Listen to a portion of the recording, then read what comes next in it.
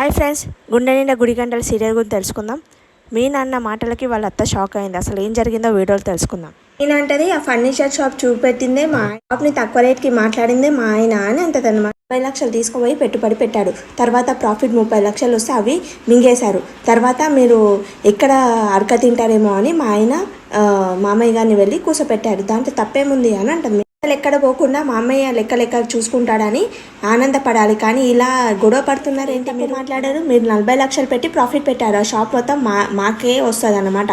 మా వాట కిందికి అయితే మాకు బాలు మాత్రమే వస్తుంది. ఒకవేళ బాలు తలుచుకుంటే ఆ షాప్ మొత్తం తీసేసుకుంటే ఏం చేస్తావు నువ్వు?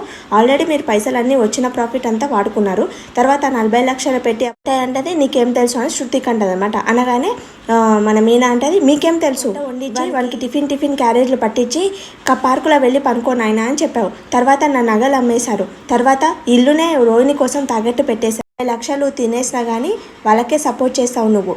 నీ కొడుకే గొప్ప, నీ కోడలే గొప్ప అంటే అని అంటే చెప్పు ఏంటి అని అంటుంది. చెడగొట్టి అవన్నీ అట్లా తయారు చేశారు. అలాగే నీ కొడుకుని పూర్తిగా చెడగొట్టడానికి ఈమె దొరికింది అని అంటే, మీ నాన్న పోయింటే ఆ డీలర్స్ వచ్చి మీ ఆయనని పోలీసు వాళ్ళకి పట్టించి పోతుండే.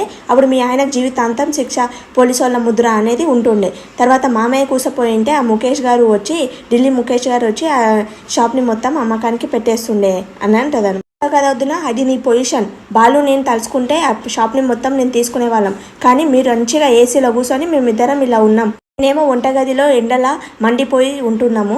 అలాగే బాలు అన్నయ్య ఎండలా చాలా కష్టపడి పని చేసుకుంటున్నాం. తప్పుకునింటే మేము 4 బ్రాంచులు పెట్టేటోళ్ళం. ఏమంటది, చూసావు కదా మనోజ్, డ్రైవర్లు అలాగే వంట వాళ్ళ గిట్ట మాట్లాడుతున్నారు అని అంటే వాళ్ళ మామయ్య కోపం వస్తుంది. వచ్చి ఏమమ్మా ఏం మాట్లాడుతున్నావు? ఇవాళ డ్రైవర్గా వంటరాల మెడిగిపోయిన కారణం ఎవరమ్మా? నువ్వే కదా. వాళ్ళ పైసలన్నీ వాడుకొని నువ్వు దజ్జా ఏమంటున్నావు? డ్రైవర్ ఒట్ట మనిషా?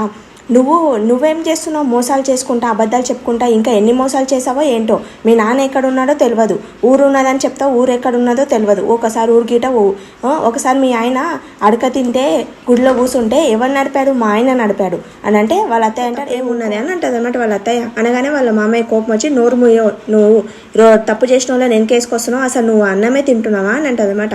తర్వాత బాలుకి చెప్తాడు, మీ అమ్మ వాళ్ళ శాత కాదు, అలాగే మీ అన్న వాళ్ళ శాత గారు, వాళ్ళ భార్య వాళ్ళ గిట శాత కాదు, నువ్వే ఎలాగోలో 30 లక్షలు తీసుకొని రా అని చెప్తాడనమాట. సరే నాన్న అని చెప్తాడు బాలు. తర్వాత శృతి అంటారు, రోహిణి నువ్వు కొంచెం మీనా చేసిన అన్నమే తిను, మనోజ్ చేసిన అన్నం ఏం తినకు అని అంటది అనమాట. అనగానే ఇలా చూస్తుంది. సరే ఎవరి వాళ్ళ రూమ్లో మీనా పిలుస్తామంట, నువ్వే కదవే బాలుకు నేర్పించి మమ్మల్ని అందరినీ తిప్పించావు అని అంటది అనమాట. అయితే మీనా అంటది, అత్తయ్య నువ్వు ఎంత కమిషన్ తీసుకున్నావు వాళ్ళ దగ్గర?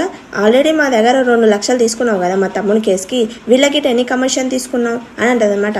ఏం మాట్లాడుతున్నావు అని అంటే, ఇలాగే నువ్వు కమిషన్ తీసుకున్నావు బాలుకు చెప్పి తిప్పిస్తాను చూడు అని చెప్తే, ఇంకోసారి ఇలా చేసావు అనుకో నేను బాలుకు చెప్తానని చెప్పేసి వెళ్ళిపోతాను అనమాట మీనా. తర్వాత బాలు వస్తాడు. మీనా అని అంటాడు అనమాట.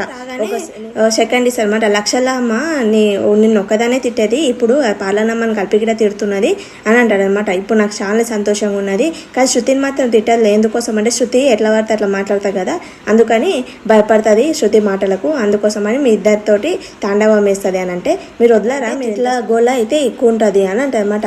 రోహిణి పైనుంచి చూసి ఏమంటది, వీళ్ళందరికీ నేను జోకర్లాగా అయిపోయాను అని అనుకొని బాధపడి వెళ్ళిపోతుంది. తర్వాత వాళ్ళ అత్తయ్య అనుకుంటుంది, వీళ్ళు ముగ్గురు ఒకటైతే ఇక నాకు ఏం లేదు, ఇక నాతో తాండవం కొట్టేసిన వాళ్ళు దొరికిండ్రు అని అంటే, దొరికిండ్రు ఆల్మోస్ట్.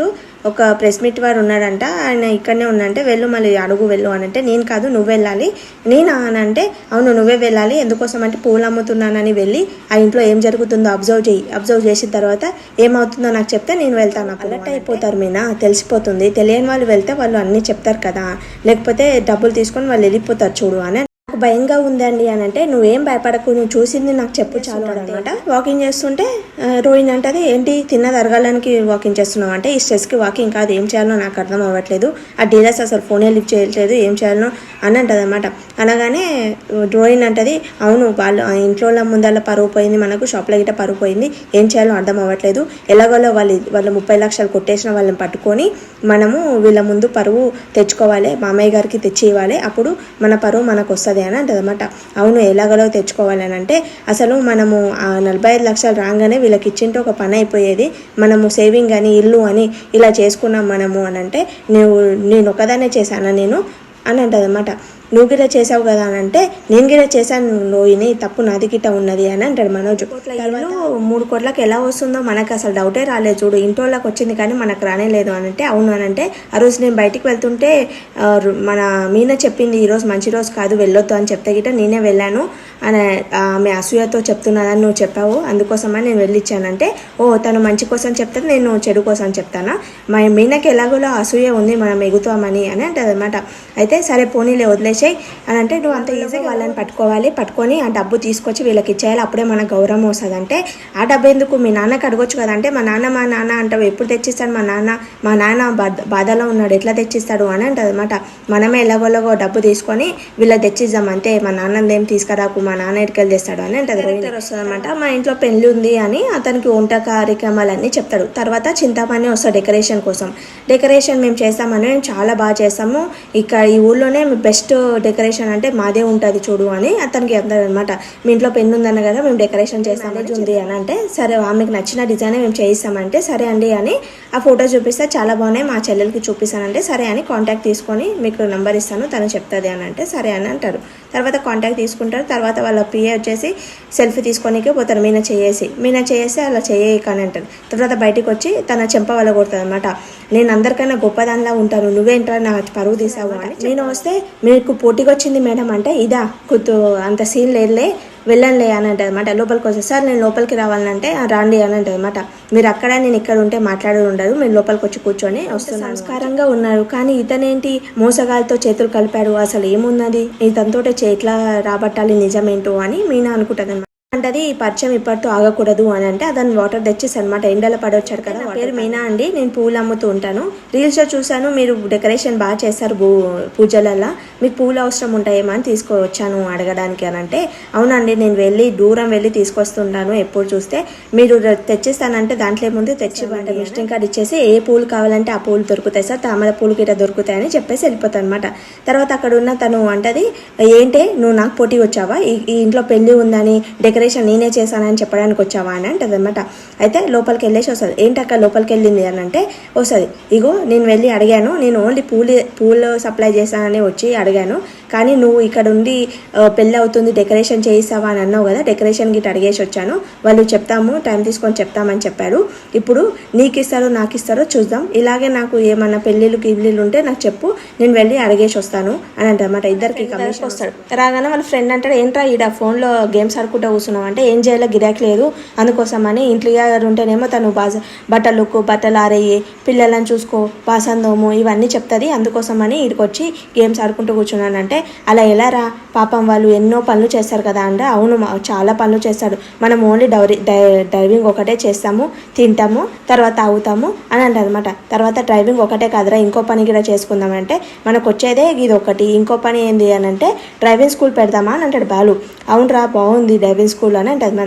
అప్పుడే మీనా వస్తుంది అనమాట. మీనా మేము డ్రైవింగ్ స్కూల్ పెట్టాలనుకుంటామంటే శుభము పెట్టేసేయనంటే నువ్వు అంత తొందరగా ఎందుకు అనేసావనంటే నేనేమో పూలు అమ్ముకుంటూ డెకరేషన్ చేస్తున్నాను, నువ్వేం చేస్తున్నావు డ్రైవింగ్ చేస్తూ డ్రైవింగ్ స్కూల్ పెడుతున్నావు కదా బాగుంది చేసేయనంటే సరేరా మీ ఇంటి దగ్గర చేద్దామంటే మా ఇంటి దగ్గర అయితే మా అమ్మ ఊరుకోదు దుమ్మెత్తి పోస్తా చూడు అని అంటారు. అయితే నువ్వే అడగకపోతే నేను ఎట్లా అడుగుతాను అంటే సరే అండి మా ఇంటి దగ్గర అంటే వద్దొద్దు నీ చెల్లి ఉంది కదా మంచిగా ఉండదు ఎవరెవరు వస్తుంటారంటే ఎక్కడ పెడదాము అని ఆలోచిస్తారు.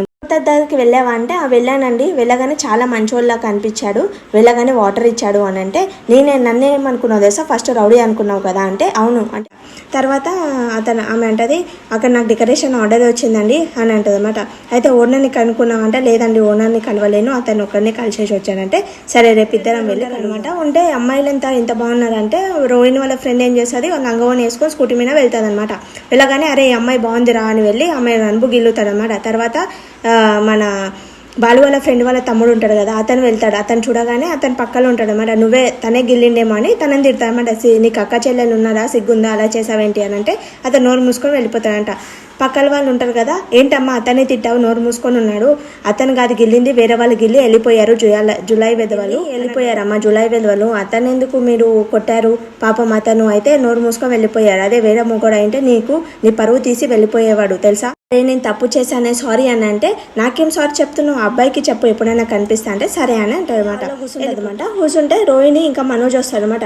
ఏంటి ఇలా కూర్చుంది ఎవరికో మూడినట్లు ఉన్నదంటే నేను విన్నానులే ఎవరికి మూడిందా, మీ ఇద్దరికే మూడింది అని అంటదన్నమాట. అనగానే మేము నన్ను చూడాలంటేనే భయపడేటోళ్ళు, నాతో మాట్లాడాలంటే భయపడేటోళ్ళు మీ నాన్న గిట, కానీ మీ వల్ల నా పరువు మొత్తం పోయింది, మీ ఇద్దరిని ఎలా ఏం చేయాలో నాకు అర్థం అవ్వట్లేదు అని తిడతాను అనమాట. ఈ రోజుకి సీరియల్ అయిపోతుంది. Thank for watching my video. Please like చేయండి, సబ్స్క్రైబ్ చేసుకోండి.